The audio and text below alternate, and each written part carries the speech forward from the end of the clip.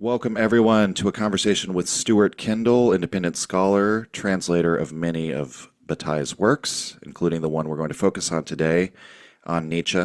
He's also done Guilty and Inner Experience and many other works that Bataille has written. He's translated. He's also the author of a biography entitled Georges Bataille. And he just has a wonderful wealth of work that I can't fully list off here, but I'm very excited to speak with him today about Bataille, who I find to be both a seductive and enigmatic thinker, and perhaps so is Nietzsche. So maybe that's the reason why I enjoy Bataille so much, and indeed Bataille is very much influenced by Nietzsche. Stuart, thank you very much for joining me. Could you introduce yourself to the audience and tell us a little bit about your background? The question I ask everyone is, what has your journey been through philosophy? What brought you to philosophy, and how did that road lead you to Bataille? Wow. Well, first of all, thank you very much for having me on, and thanks for that introduction. That's an intriguing question. What brought me to philosophy? I mean, it's what's the meaning of life type stuff. The big questions brought me to philosophy, Right. and it's like that late adolescence moment where you're asking those kind of questions and looking for other people or looking at other people who ask those kind of questions and seeing what roads they followed. And somewhere along the line, it was Nietzsche, it was Norman O'Brien, and from the two of those figures, Bataille.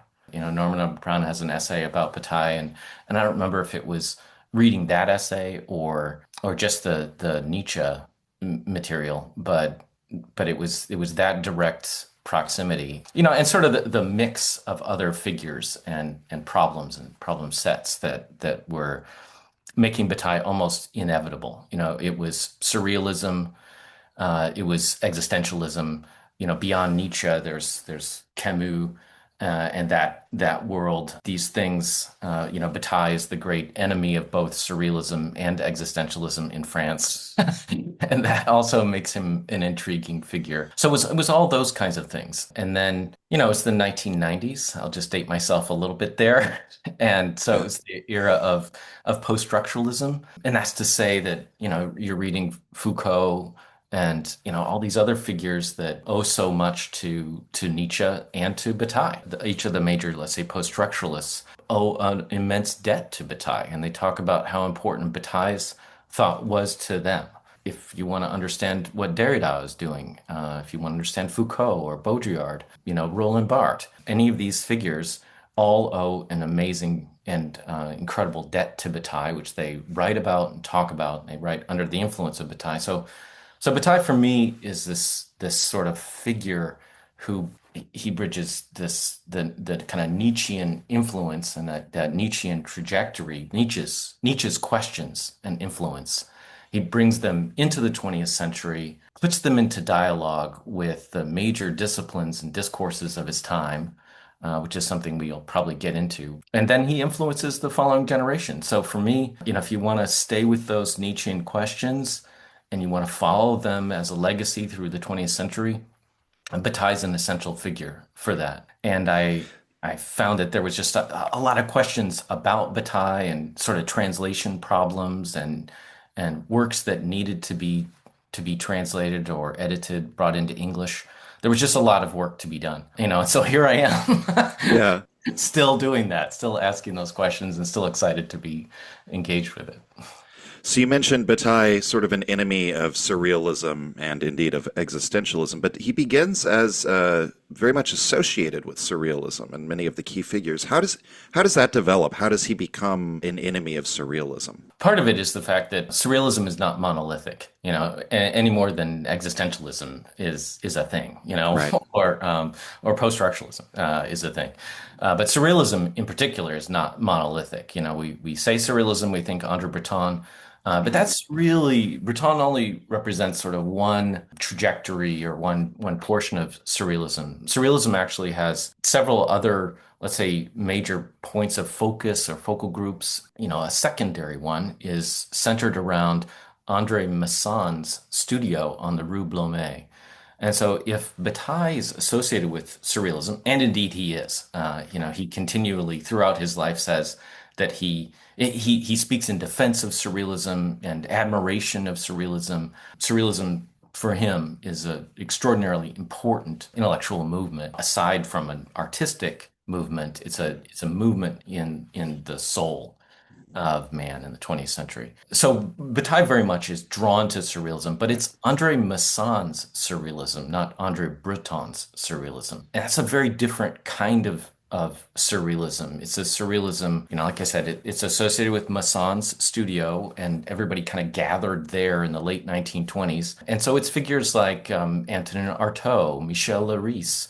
Jean Dubuffet was not a surrealist, and he didn't become an artist really until much later, but he hung out at that studio. Other figures that are less well known, but Georges Lambour, these kind of folks. This is the surrealism that Bataille is part of, and it's a surrealism that, under really the aegis and influence of Masson, the painter, read Nietzsche and Dostoevsky and the Marquis de Sade in ways that Andre Breton and his surrealism associated with his address at the Rue Fontaine and the Place Blanche, they did not read these figures. They detested these figures. Breton did not like Nietzsche, for example, or Dostoevsky's questions. So Masson's surrealism is Bataille's surrealism, and in very much in a powerful way, Masson's Nietzsche is Bataille's Nietzsche.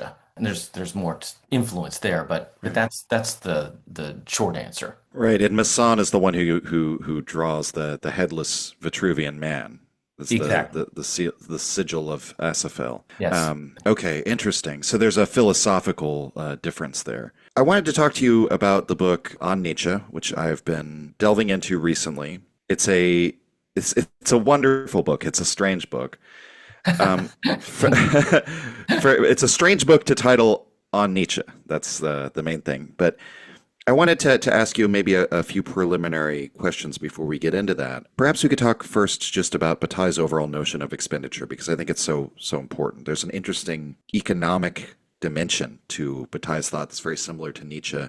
Nietzsche in the genealogy, he's talking about the exchangeability or the fungibility of pain as a method of payment. His term valuation, sort of harkens to the judgment of the worth of something.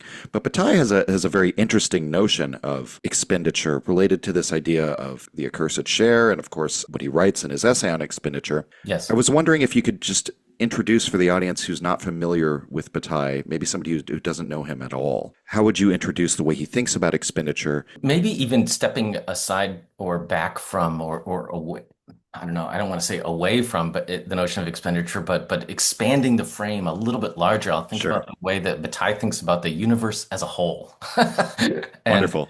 somewhere around 1927, Bataille's kind of understanding of the world coalesced in a cosmological vision that you find expressed in an early piece of really surrealistic writing called The Solar Anus. And it embodies that expenditure, that sense of expenditure that you're talking about. But the word expenditure is almost too limiting for it, because it's not so much about expenditure as it is, though it is, as it is about just this sense of the overflowingness of life, the too muchness of life, the way that William Blake might think of Right. it.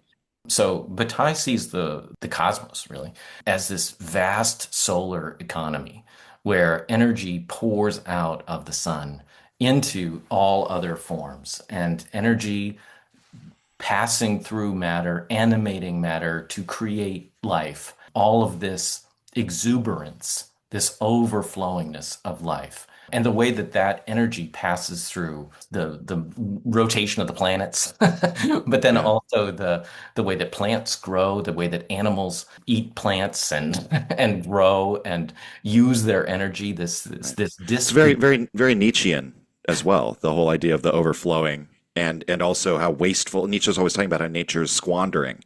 Yeah, And yeah. yeah, Yeah, and so all of that, this is Bataille's vision as well. This is what brings Bataille and Nietzsche very close together. But also it's a Heraclitean vision, right? This vision of the cosmos as conflict, as fire, as energy overflowing. This is Heraclitus and Nietzsche and of course Bataille. And it's what we see in Andre Massen's drawings of, the universe. In Nietzsche, We find it, I think, most directly expressed in something like Will to Power 1067. That vision, I mean, Bataille could have written that paragraph. Hmm. That world, that roiling world in conflict, that's Nietzsche's world, that's Bataille's world. That's the way that Nietzsche talks about the will to power, as you know. Right. And Um, he says no end and no goal and no goodwill unless a ring has goodwill for itself. All these wonderful turns of phrase in that paragraph. Yeah. Yeah, it's a fantastic paragraph, and so Bataille quotes it in Asifal in the journal, in this section of passages from Nietzsche. There's almost no greater condensation of the thought of these two figures than that single paragraph, and it's behind all this stuff that Bataille is thinking and writing.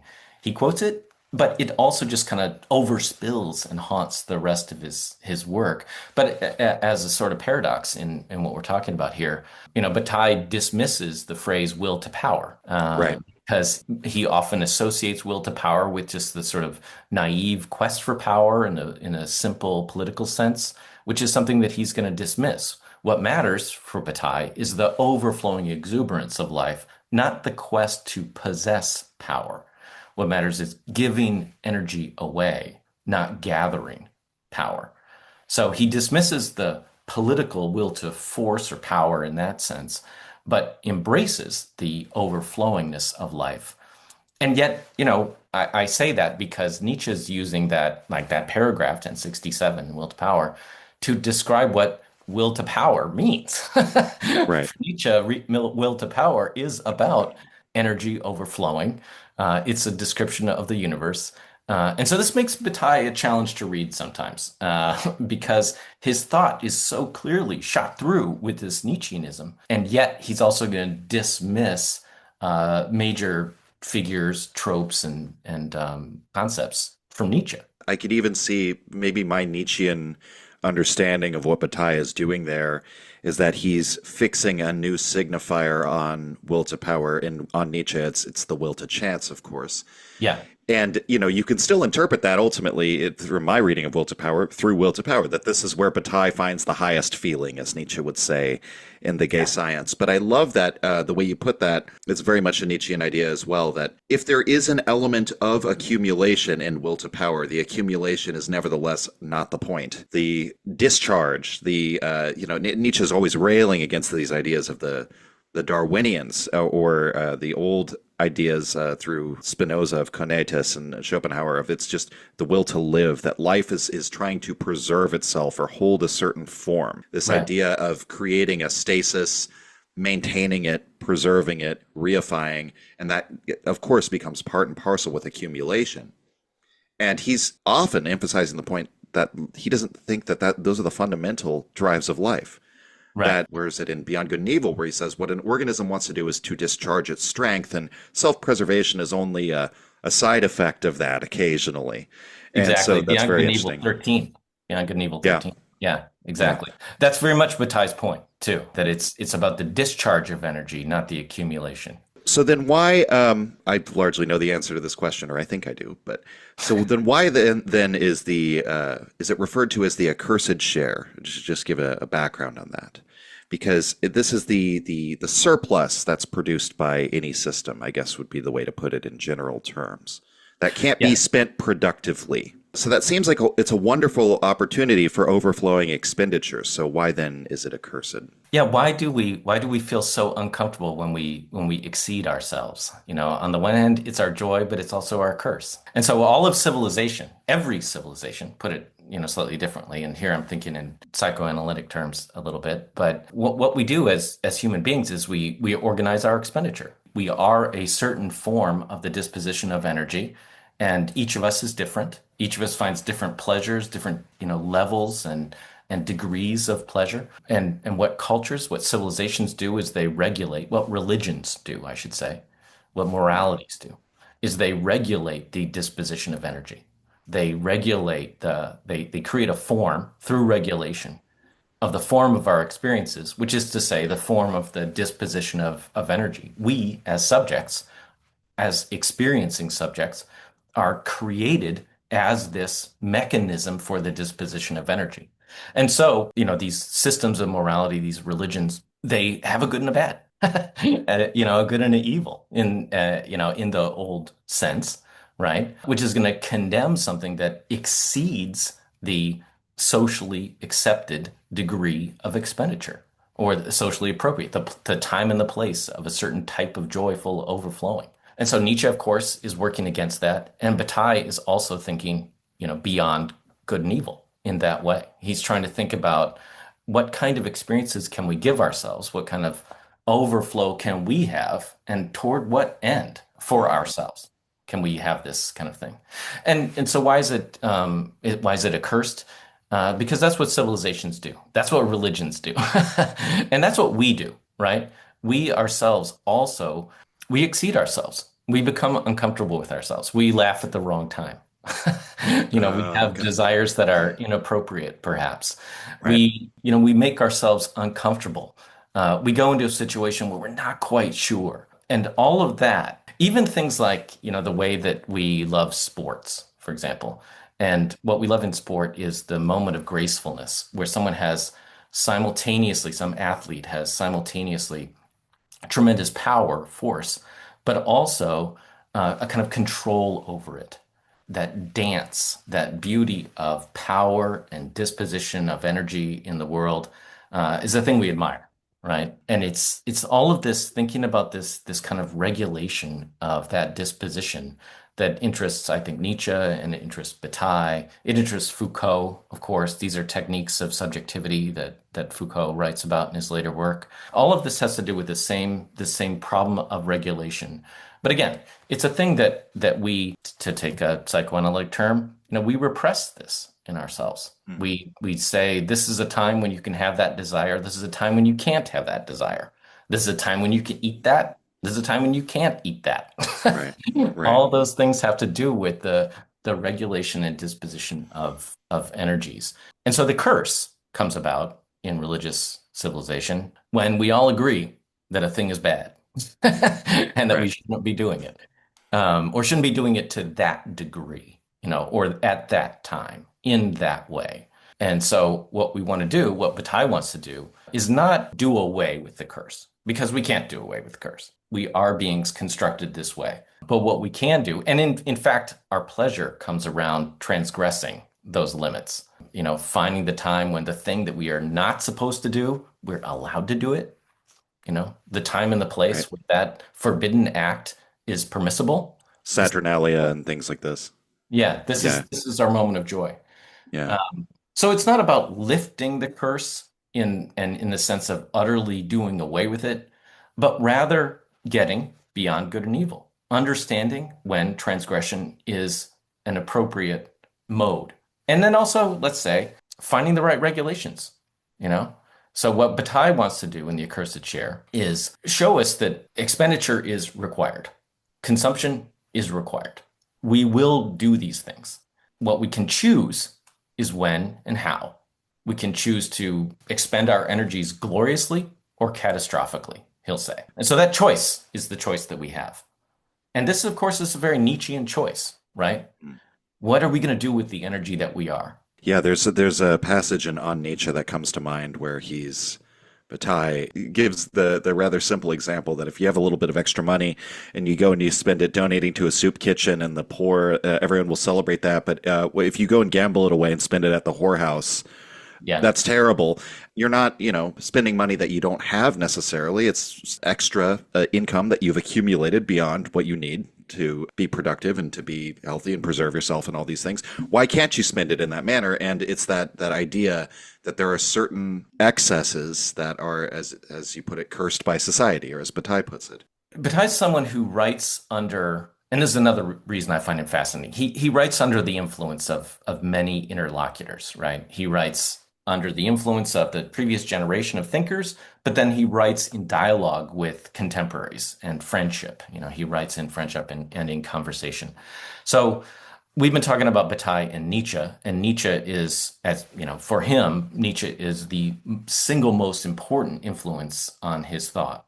But it's not the only influence on Bataille's thought. Bataille emerged from a religious crisis in his late adolescence, early 20s, in the 20s. He emerged from that crisis under the influence of Nietzsche, but also under the influence of the Russian philosopher Lev Shestov, Mm, Shestov's reading of Nietzsche. So there's that. right. But at that same, almost simultaneously, the year later, Bataille reads Freud's introductory lectures on psychoanalysis.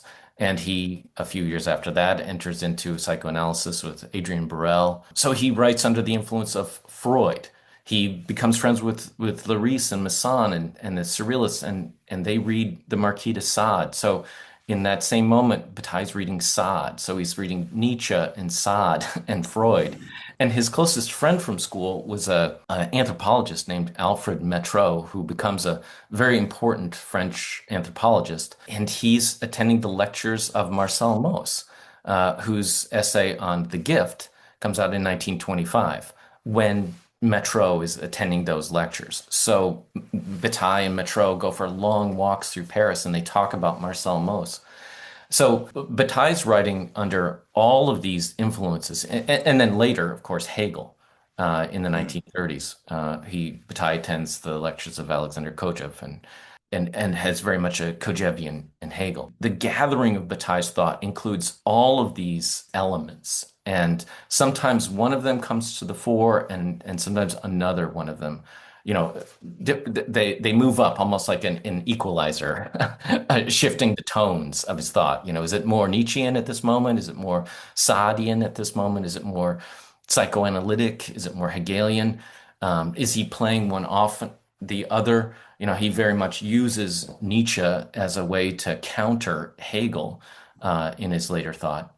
But we were trying to talk about the idea of the potlatch that he mm, gets from Marcel Mauss. He combines two ideas from Mauss, one of sacrifice, which is from an earlier essay, and the other, the potlatch. Now, in this notion of the potlatch, the idea is that you socially establish prestige and therefore power by giving larger gifts to the community, to others. If you give somebody a gift, that creates an obligation on their part to give you a gift. And in Native American, indigenous communities, and indeed throughout the world, there's this tradition that once you do this, you have to respond, you have to right. reciprocate. And so this creates an escalating situation where everybody's trying to give them, their friends bigger and bigger gifts, and you get shamed by failing to respond. And it can become absolutely absurd. Now, the records that we have of this tradition are complicated. They come through colonialism and colonial discourses. So what exactly happened? That's hard to say. Nevertheless, there are records of these elaborate festivals in which people are wasting a lot of things Right. that seem great. And becomes a master metaphor through which Bataille can read pretty much everything. All of civilization is a giant festival of expenditure. Look where we worship can be shifted as a question to look where we waste. Right. Look at how we waste. We can understand civilizations by the ways that they waste. So in the Middle Ages in Europe, you waste by building a cathedral, for example. And Bataille's going to use this in The Accursed Chair to structure the chapters of the book. How does Islam waste in its historic period? It wastes through jihad. It wastes through conquest. It wastes through war. How does Buddhism in Tibet waste? It wastes through ornament. It wastes through monasticism. All these forms of non-productive expenditure are just forms of exuberance, whether they are coded that way or not. The social discourse may say a cathedral is built in praise of God, but really, it's just a form of exuberant expenditure. It's a giant waste. How do we waste in contemporary civilization? I mean, look how we waste. We waste on our military. We waste with college. We waste, hyper educate everybody. We waste with sports. We waste with all manner of things. Right. Are giant forms of exuberant waste. And some of them are beautiful and some of them are are less beautiful, let's say. Right. So, Um, my understanding then, or my reading would be then that, as you say, we're going to expend, we're going to waste no matter what, and the choice is how we do it. yeah, Are we to understand something like potlatch? It almost seems like you're taking that unproductive expenditure and trying to turn it into something productive because you've turned it into this means of social status, of attaining social status. And many of the other forms of waste that you bring up, I mean, in religious terms, there is this sense that it's productive when you give a sacrifice to the gods because that's a kind of transaction in exchange for protection and all of these things. So it right. seems as though the role of morality and religion is to sort of, I don't know how to put this exactly, moralize the accursed share and put it into terms that are maybe more acceptable to those who are going to follow a morality of regulation and accumulation. Is that correct, or how would you Yeah, I think explain that? that is fair to say. But really, what you're sort of the core paradox that you're talking about is that waste becomes valuable uh, Right, in a different sense. And this, of course, is a core tension, right? And that core tension is something that we see, in psychoanalysis. It's eros and thanatos. This is again the sort of core paradox of the accursed share that we do need to have that sense of release, of waste, that destructive sense, the thanatos. We need to have the expenditure that is an actual letting go, a complete release. So we need to have things that are coded not only in terms of eros, what do I want, what attracts me, but we also have to have things that are coded as repulsive, as the absolute other, as things that we must expel, as things that, to release and destroy. We need both of these processes, in our organic being. This is right, what human beings do. We need to eat, but we also need to defecate. We need to gather enough force for ourselves, but we also need to expend these extra energies, that surplus, that overflow. And so there's a paradox, if we want to reduce our civilization to something utterly utilitarian and completely functionalist, absolutely rational, turn everything into value in some sort of positive sense, psychoanalysis and Bataille and Nietzsche would say that's impossible. Instead, we definitely need that heterological element, that thing that can't be incorporated, can't be included, that will overflow. And the more we deny it, the more it will, be repressed and find its own way out. right. That's good. I'm glad we talked about all that because I think Bataille will just bring in these terms into on Nietzsche. There's that Yeah, scene where Bataille is talking about dancing with Sartre in a potlatch of absurdity. indeed. And, when I first read that, I had no idea what it meant because even looking up what the term means, it wasn't exactly clear to me what he meant. But then over time, just from reading him more and more, I started to kind of see it. Oh, this absurd expenditure of energy, just moving your body in this sort of absurdist way in the middle of a fascist occupation, Yeah. just dancing uselessly and crazily and having fun. It was one of those moments where it finally clicked for me how he was using some of these terms. So maybe we can move on to talk about on Nietzsche. I guess the You first thing. definitely need to go back to Oh, that though. certainly, yeah. Well, if you have something to add now, we can. Well, yeah, I mean, that to me is that scene, just so we don't lose track of it. Yeah, Scene is, it's what makes Bataille such a great writer, so fascinating as a writer, and also so hard to place, so hard mm, to nail down. So we have to remember, of course, that Jean-Paul Sartre had written a three-part, an enormous negative review of Bataille's first book, which is called Inner Experience. And that book had come out in, 2 years previously in 1943, and Sartre's review had come out at the end of the year. But it's a sprawling review and masterfully written on Sartre's part. He understands Bataille, but he's absolutely negative about Bataille and knows that Bataille disagrees with him profoundly. Bataille responds to that review really for the rest of his life. mm, But in one way he responds to it is with the more or less the entirety of On Nietzsche, which becomes refutation and embrace. It's both of Sartre's criticisms. He met with Sartre. He organized a lecture at the home of Marcel Maury, and so this is called the Discussion on Sin. And that section is included in the Summit and Decline chapter of On Nietzsche. So it's the theoretical centerpiece of the book. Sartre is there for the discussion, and there's more to say about that. The discussion that follows the lecture is included in the book The Unfinished System of Non-Knowledge. But Bataille also responds to Sartre by including that moment that you're talking about. This thing, Bataille's basically walking down the street and he's going past, Michel Larisse's apartment, and Larisse is like, "Hey, come on over, Sartre is up here," and so they hang out and and they dance. Sartre is, of course, the Cartesian, the rationalist, who believes in intentionality but also freedom. And Bataille, of course, is the irrationalist who deconstructs the Cartesian cogito. And that scene of dancing is an autobiographical moment and therefore undeniable to those who know it. And that's to say, the people in Paris who are going to be reading this book.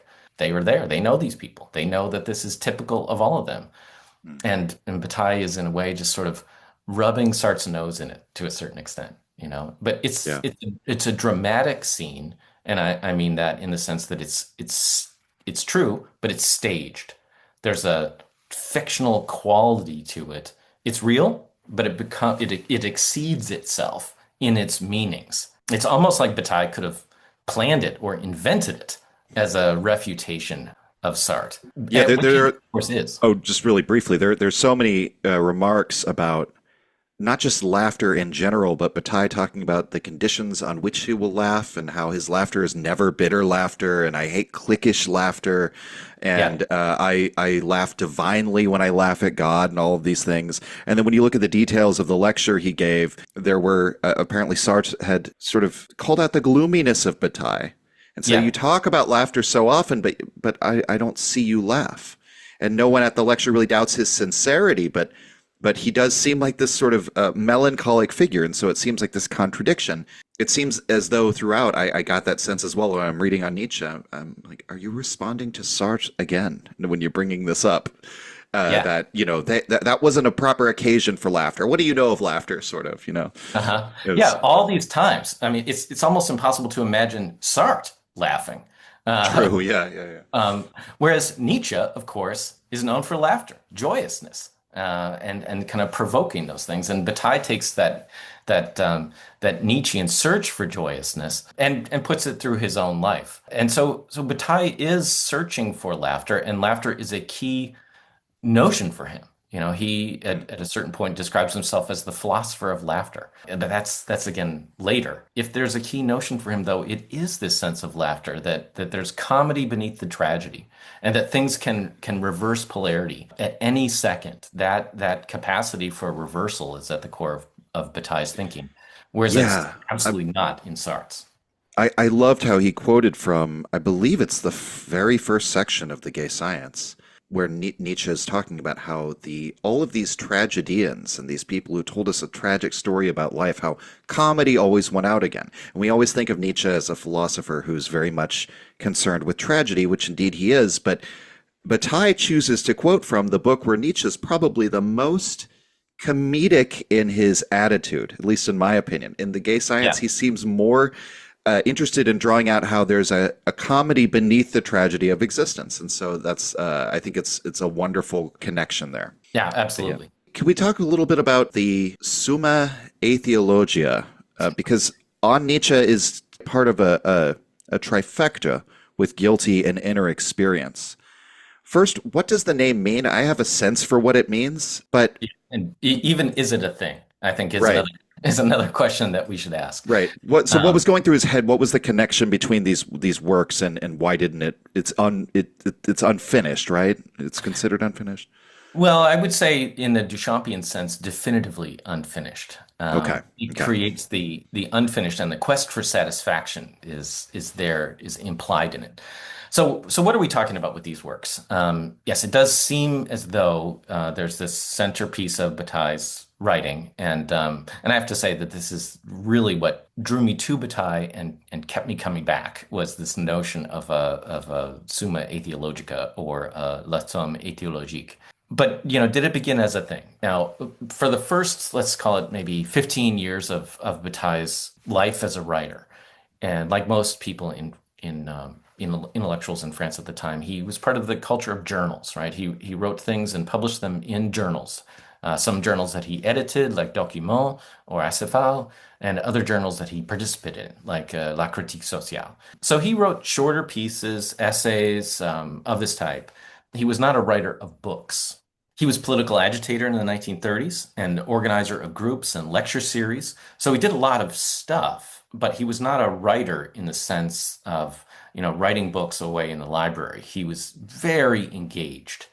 And there's a lot more to say about that. But of course, World War II begins in 1939, and Bataille begins keeping a journal of things that are happening. I believe that he began that journal, which was ultimately published as the first part of Guilty, to lead up to the end of Acéphale. And there's a lot more to say about this, but it's a reflection on war, it's a reflection on eroticism, it's a reflection on mystical experience, it's a record of life. At the same time, he's still trying to write The Accursed Chair. He wants to write a theoretical treatise which brings together individual experience and history and social thought and economics. He wants a book that does it all. And he fails to write that book, right? We have a draft, a failed draft of it published in English as The Limits of the Useful, I think. It's an early draft of The Accursed Chair, but it's very much abandoned and failed. Then he realizes, hey, I can just focus in a sort of Kierkegaardian way on the life that I'm living. And that life embodies these things. It is itself a contradiction of the systems of Hegel and an excess of rationality. So I can not necessarily tell a story, but I can reveal my life as dramatizing the philosophical concepts that I'm trying to explore. And so that shift in his thinking comes after he meets Maurice Blanchot and undoubtedly has something to do with his friendship with Blanchot. But it's a shift.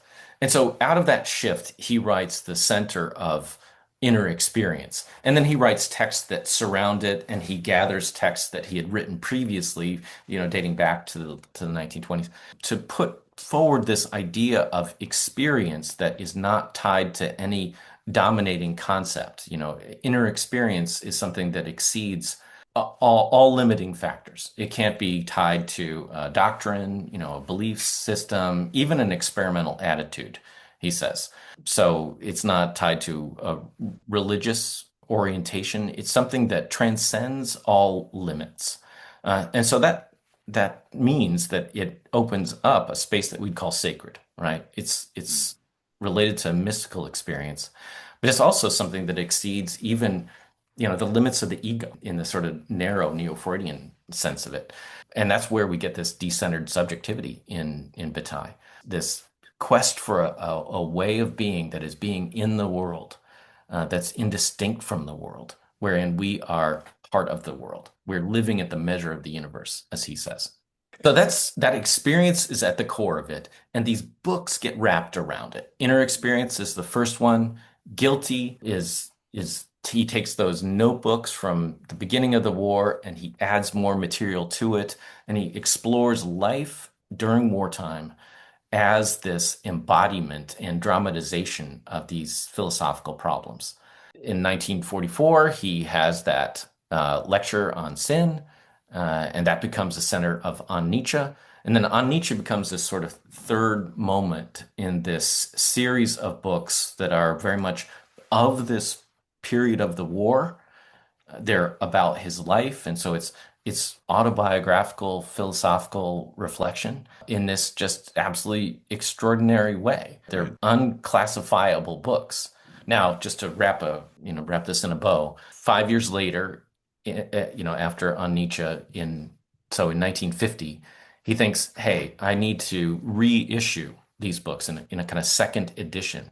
And what I can do is I can gather them together with some other writings but I can gather them together to make a more forceful articulation of the problems that they embody. And so he calls this in a proposal from March 1950. He calls it the La Somme étiologique, the atheological summa. Bataille's core idea, atheology, in this sense, thinking about the experience that follows from the death of God, right? What does the death of God mean? And then this coiled labyrinth of texts and life gathered around it. And so he starts trying to work on those second editions. But of course, a couple of years later, he's going to get ill. He will issue the first reedition, Inner Experience in 1954. Then it'll take him years to do the second reedition.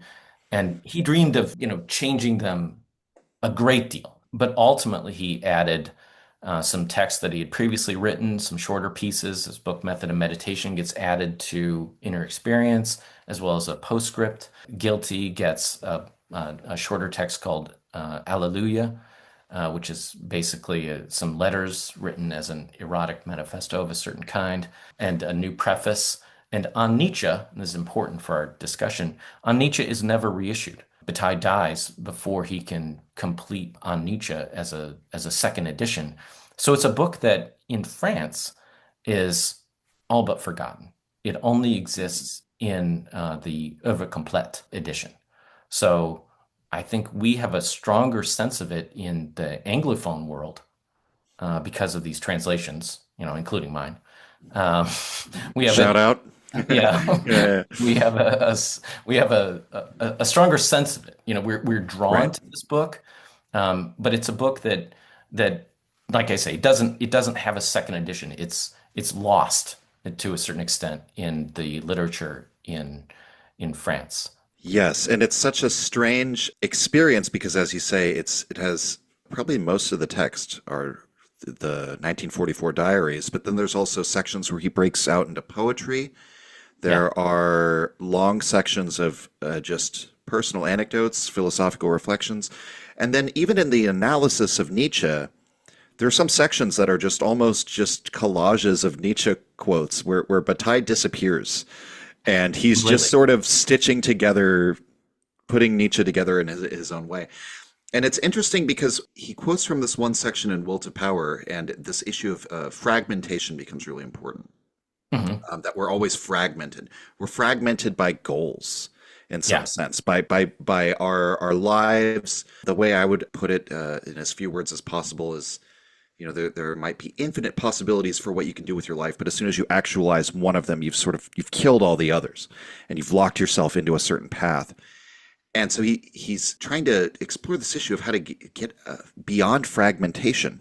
But the Hmm. work itself is so disjointed in some ways. It can be a whiplash experience reading it. Why does he write the book this way? How does it relate to his ideas of fragmentation? Do you have any insight on that?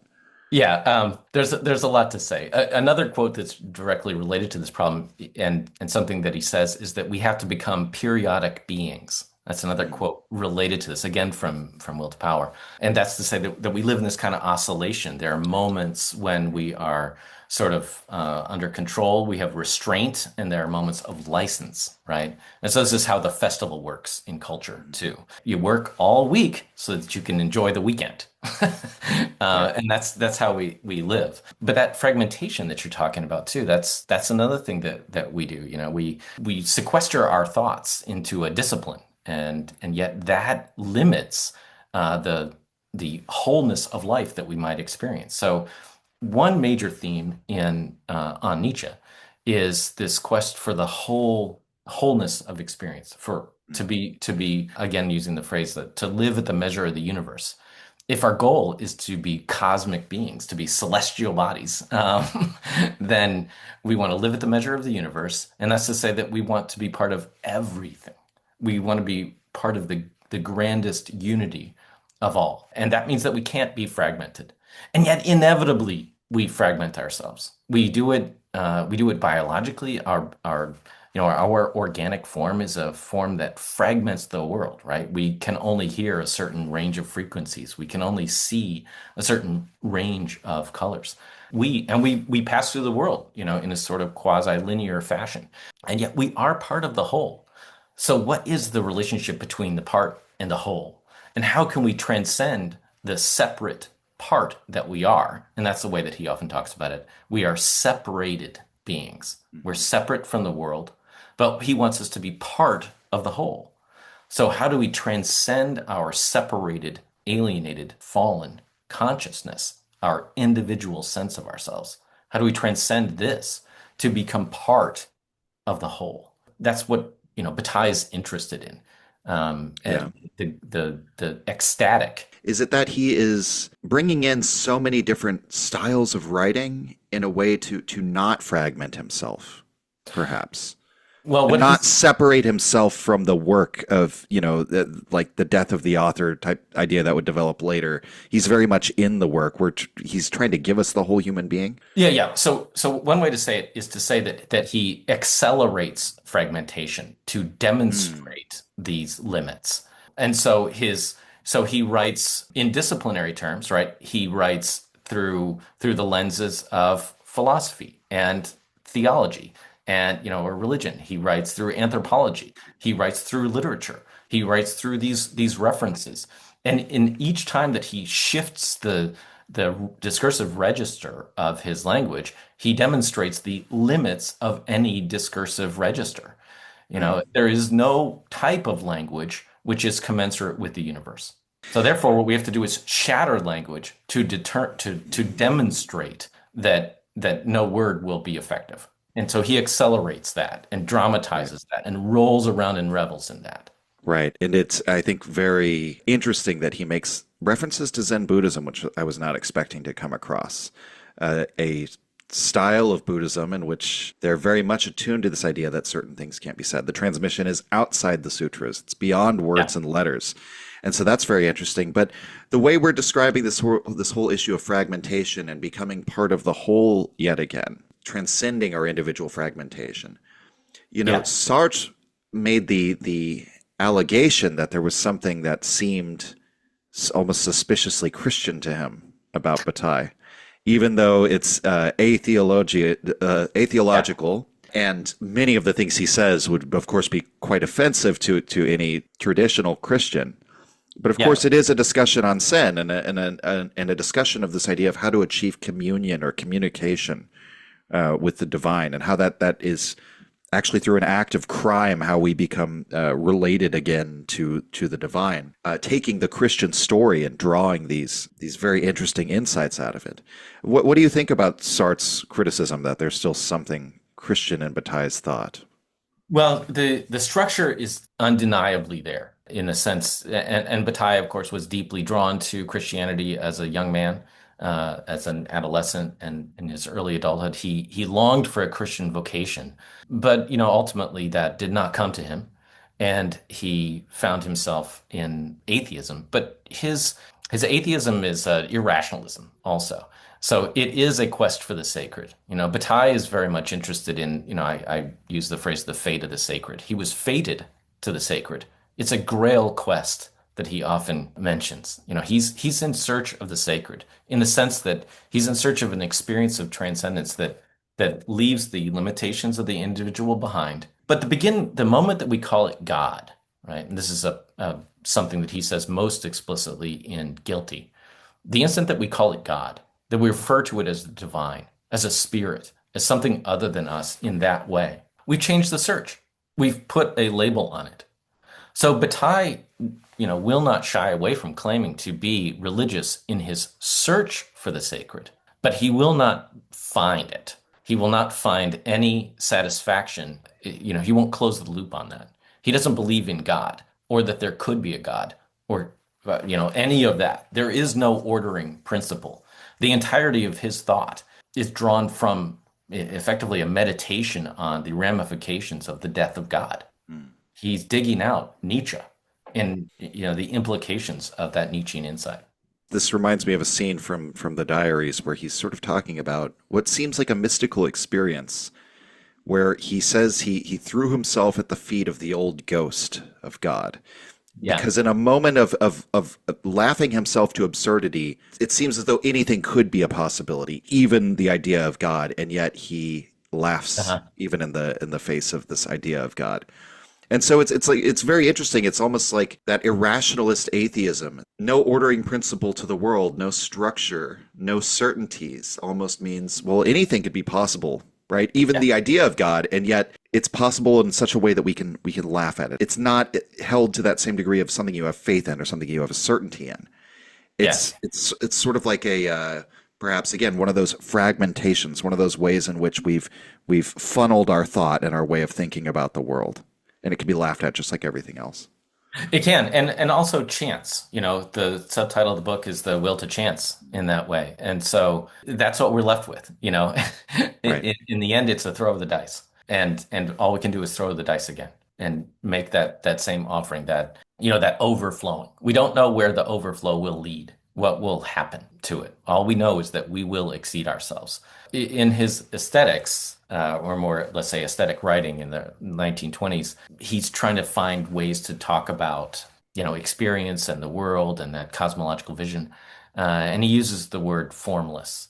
That's a very important way of thinking about what Bataille's doing. He talks about materialism as base matter, formless matter. This formlessness, this chance element, this overspilling, and we don't know where it's going to go, where it's going to lead. That's very much at the core of Bataille's thinking about the world, but with this emphasis on chance.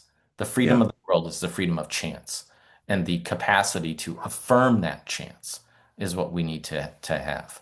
And there's some passages where he even says that the will to chance, the idea of that as sort of the, I don't want to say ordering principle, but I think you know what I mean. We're running up Yeah. against the limits of language. The idea of the will to chance is antithetical to that of God, because everything is within God, whereas the will to chance is everything is sort of a chaos in a way or something like that. Yeah. And it's very interesting that he's affirming chance at a time where, he talks often about the stress of, he has this lover named K, referred to by the letter K. Do we know Yes. who that is? Yes, we do. This is a woman, Diane de Cochebay, who later becomes his wife. And they had met when he was living in Vazelay in 1943. Yeah, he shortens her to K there, which of course he's a great reader of Kafka, Right. and and Kafka's The Castle is the thing that he refers to in Guilty. So K is a loaded letter, Right. obviously in that sense. It's a letter of chance. It's Kafka in that Mhm. way. But of course, it does refer to this woman, Diane, who Right. was his lover, and so the two of them, the topography explored in on Nietzsche is curious because it begins basically in Paris, where he's staying in the studio of Balthus, who's the brother of his friend Pierre Klosowski. So Bataille is like homeless, staying at this artist's studio while Balthus is out of town. And Diane is, at that point, she's living outside of Paris. And so then Bataille goes to be near her, but they're not living together. So he has to cross this forest to go and see her. And there's this simultaneous sense of community and closeness, but also solitude. And on Nietzsche has all of those textures. It's urban, but it's also, kind of rural. It's about a Right. small town. And it also has a scene that's in Vézelay from the year before. So, and it recalls a scene earlier there too. So it's got all these different contradictory elements, and this whenever we're encountering that in Bataille, we should think in sort of Heraclitean terms, right? It's the Right. binding of opposites. He emphasizes the urban so that he can emphasize the rural, and simultaneously, the community, but in solitude. So not only does he say that she in some ways embodies chance, which is very interesting, and he's already kind of blurred the lines between worship and erotic desire, he also seems to be under a great deal of stress at times, worrying about her, because of course it's during World War II, Yeah. and any number of things can happen. It's one thing to affirm the will to chance, in Uh-huh. 2026 America. Yeah, Well, somebody could get hit by a car. There's anything certainly can plenty happen. of chaos, but it's bombs aren't dropping outside, my window or anything. The next town over isn't, there's that. I love that scene where Bataille's walking through the forest and he's trying to imagine the tree line just going up in flames. And he says, I can't imagine it. He can kind of, he intellectually knows it can happen, but he can't bring it into his imagination. And of course, later he sees that same forest. He says, it was the same tree line I saw before, and it was indeed in Yeah, flames. in And so flames. that's the reality he's living in. And so there's something about affirming chance in that reality that I'm both confused by and very admiring of, because it's definitely putting your money where your mouth is, Yeah. to use a gambler's term, perhaps apropos to the will to chance. But it also makes me wonder, what is being affirmed in the will to chance? What is it that he is getting out of this affirmation of affirming chance during a time when, one of the possibilities on the roulette wheel of life is your lover's incinerated in a Yeah. stray bomb or something like this? Yeah, yeah. So we should again expand the frame a little bit, I think, to better understand that and think about the notion of war. And war effectively has multiple meanings and uses in Bataille's writing, right? So, as a great reader of Heraclitus, he thinks of war as a cosmological principle, right? The universe itself is a seat of conflict. It's a seat of polemos, right? It's war all the time. And so, in the mid 1930s, under the influence of Nietzsche and Heraclitus, Nietzsche's reading of Heraclitus, Bataille uses that as a sort of vehicle of meditation. He then, of course, also reads Nietzsche. And Nietzsche says war is a stimulant to the imagination. And that is a phrase that becomes very important for Bataille and for Asafal, right? They take that phrase and in the late 1930s, they're in search, they're trying to found a religion. They're trying to to establish a religion without God, or a religion of the death of God, as a way to disarm fascism. We need a thing where you can have a religion without God to counter a politics of the head, of Mm. fascism, Caesarism. So that's what he's trying to do in Asafal, and war is a central figure of it. It becomes this Heraclitean meditation in the last in his essay, the practice of joy before death. So it's this notion of war is central to what he's doing. But then what happens? War. It starts. And so guilty begins, with the phrase, I'm writing because of the events, but not to speak of them. So he's not going to analyze the war. He's not going to make sense of the war. He's going to take war as a space and figure of meditation. And he's also reading Ernst Junger's book, War as Inner Experience, which at that time was translated into French as War, Our Mother. So it's this Oh, tragic wow. sense of the earth in, Bataille's writing Mother Earth, that kind of thing. But it's this field of meditation, and he meditates on the war. This is the beginning of Guilty. War is this vast field for Bataille of meditation to provoke an experience of uncertainty and chance. And so he uses that in the early pages of Guilty as a way of getting beyond Hegel. Hegel wants to believe that there is this unfolding progression of, rationality, that the world is becoming ever more rational. And this will lead us to the end of history. War is a demonstration that that is not the case. Right. That is chance, that everything is chance. It undoes history, rationality, all these things as a figure of meditation. By on Nietzsche, the following book in that series, it's like a structural trope. The book is about war. It's written as an act of war, he says in the preface. But it's shot through with meditations on war. And it's passage after passage where he's juxtaposing this idea of an event with, world historical significance, where you've got bombers, you've got planes flying through, strafing the village or whatever, troops in the streets, and the next sentence will be something about drinking beers with guys Right. in the pub, and or longing for his lover.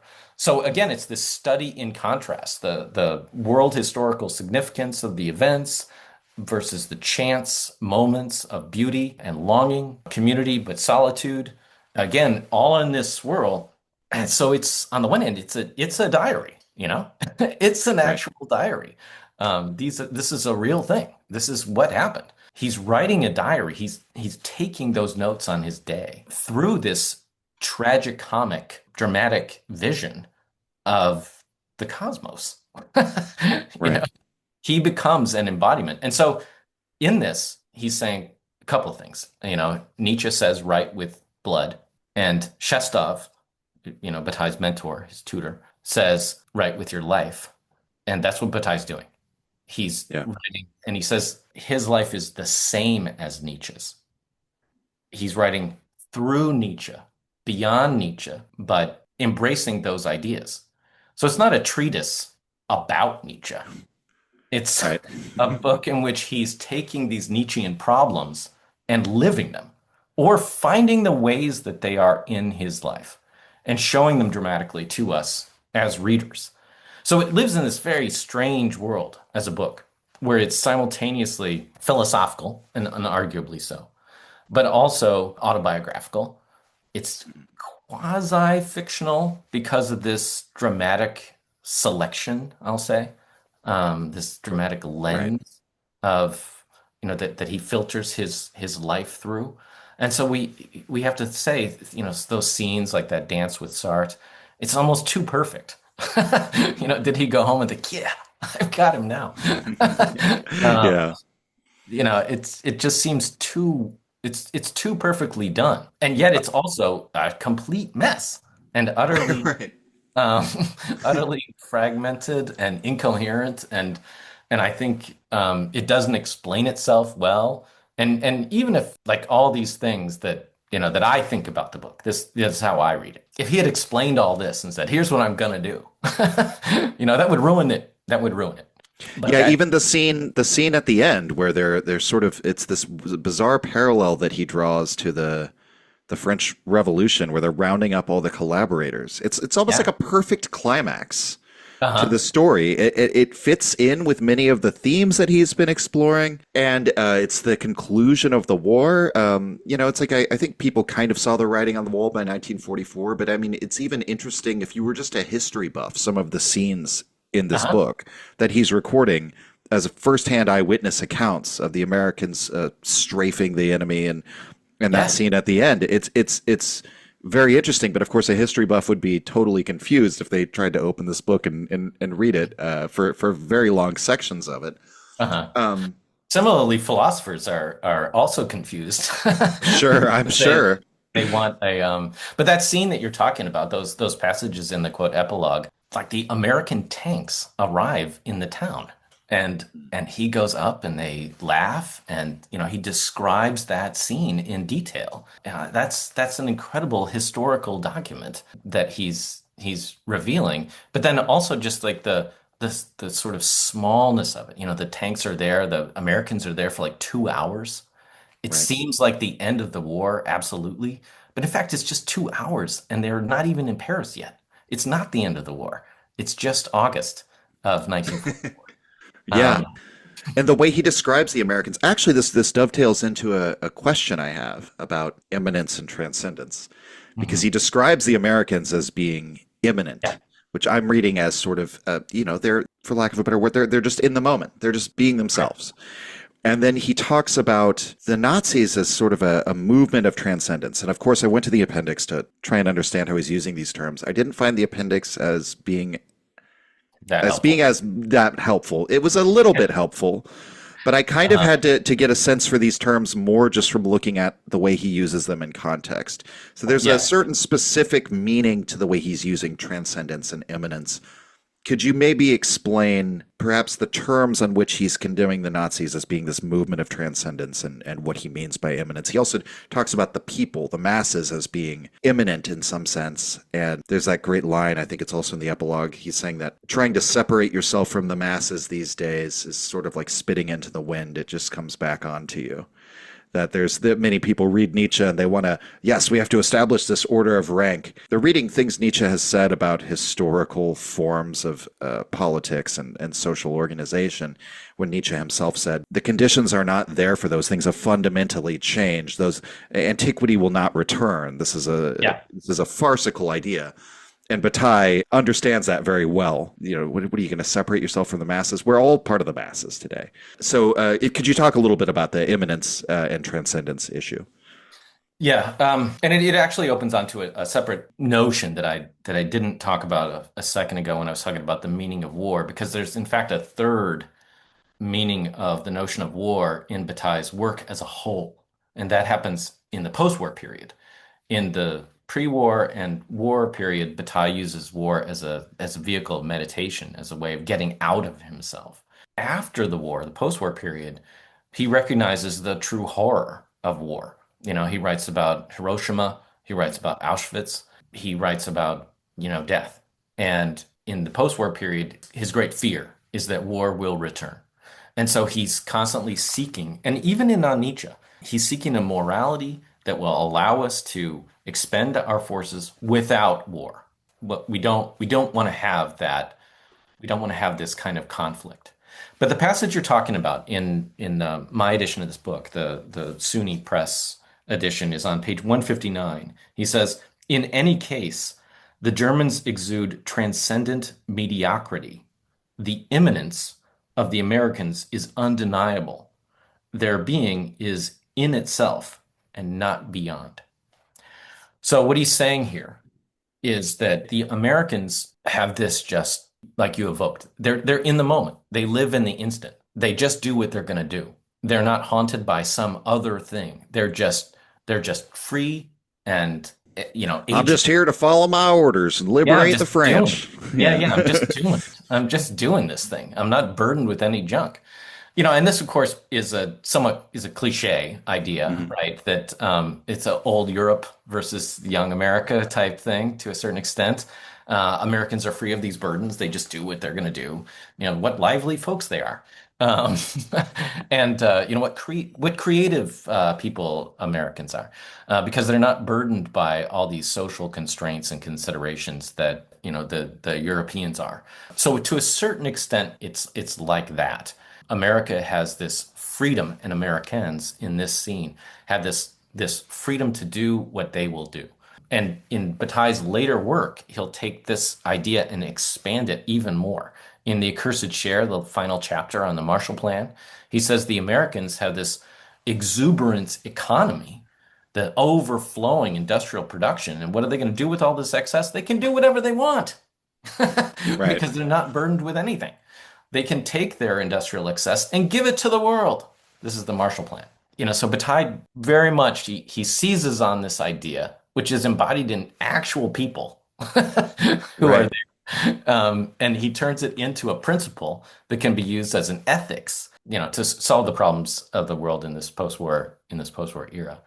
But what he means by the Germans being possessed by a transcendent mediocrity is that there's something that carries over in their behavior, which reduces them to mere servants, right?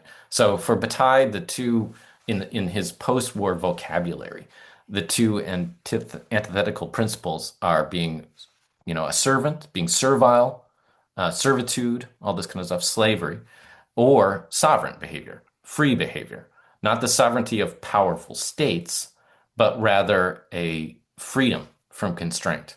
So the immanence of the Americans is a sovereign immanence. It is just what it is in the world unfolding, free of constraint. The transcendent mediocrity is a servile way of being in the world. It's a servant to the fascist leader. Right. So Bataille is just reducing the Germans to fascists, Right. Right. as Right. though they're all just like following orders and doing what they're supposed to do, which of course is also a falsification. But again, he's using all of this in kind of dramatic terms and these kind Right. of reductions. Is the transcendent element that so we've talked about the servile or the mediocre element, but it's transcendent because is it something like Nietzsche's ascetic ideal that they're trying to go beyond themselves in some way? They have this ideal, this reified notion of the race that they're servile to. What is the transcendent element of their mediocrity? I guess is what I'm asking.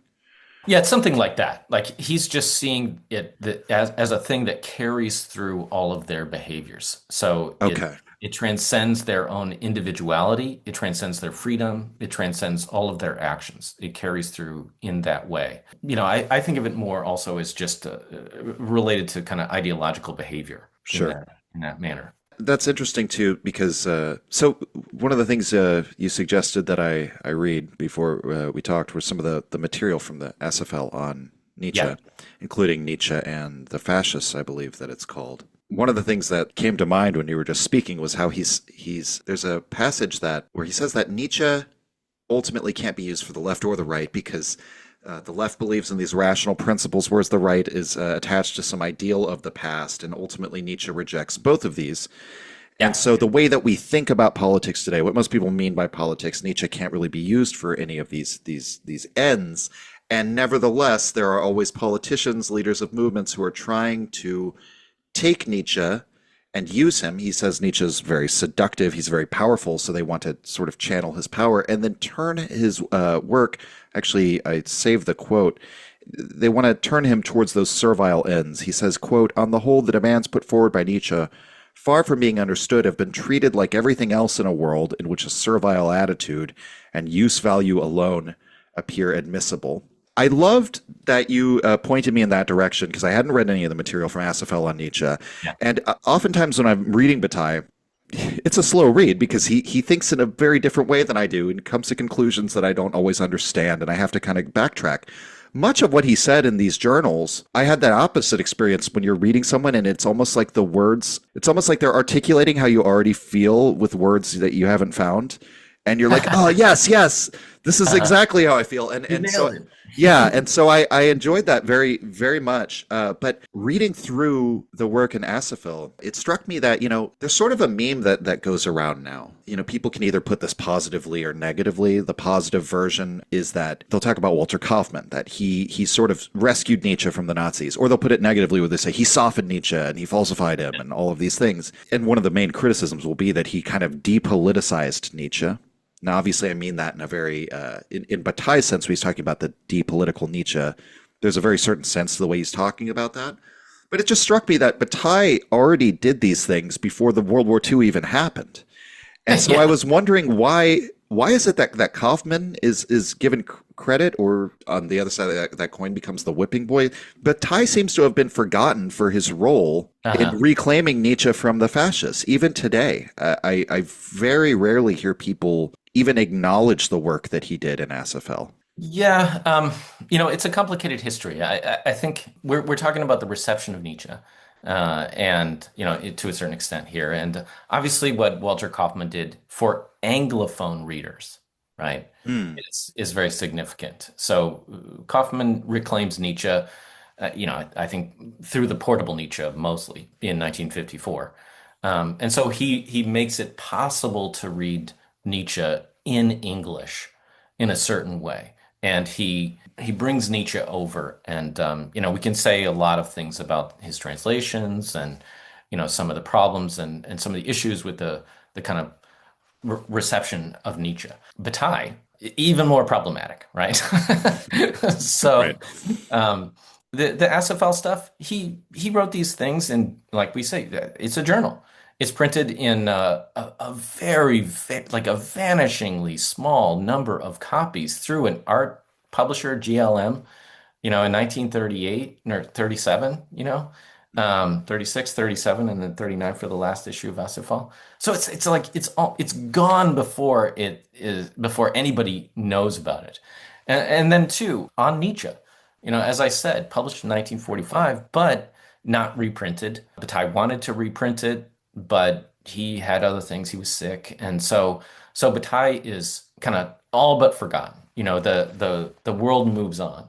There's another element here too, which I haven't emphasized, or had a chance to emphasize, which I think is very important, which is to say that Bataille's what I call a non-academic reader of Nietzsche and of everything, right? Bataille reads and writes. He thinks with his life, for his life. It looks like he's a serious philosopher, and indeed he is. But his burning questions are questions that burn at the heart of his existence. That's what he's mostly concerned with. And that's to say that he's not sitting around saying, well, what is the truth of Nietzsche? Like let's go back and look at the manuscripts. He's not a philologist in that sense. He's not trying to get at the absolute truth of Nietzsche's thoughts. He dismisses, famously, he dismisses most of Nietzsche's concepts. Like we said before, he dismisses the will to power and eternal return, and he doesn't engage with Nietzsche as a responsible thinker, neither Nietzsche as responsible or Bataille as responsible. So he's a non-academic. He's not a Nietzsche scholar.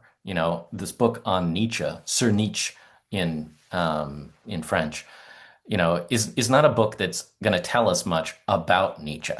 And even taking it as a thing that we should ourselves do, that's this is also questionable. What should we be doing with Nietzsche and with Bataille?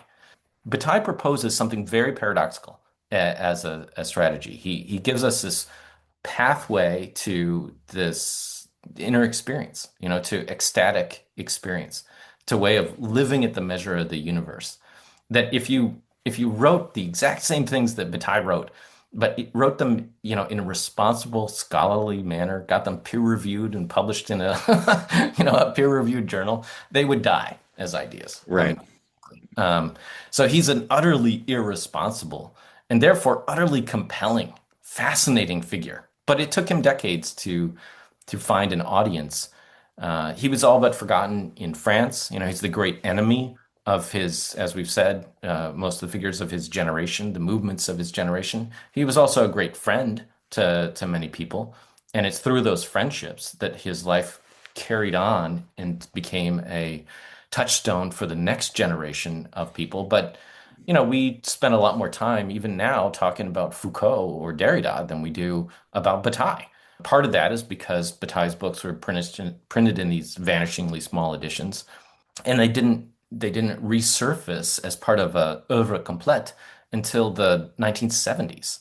So it's 8 years after he died, 30 years after he wrote these books.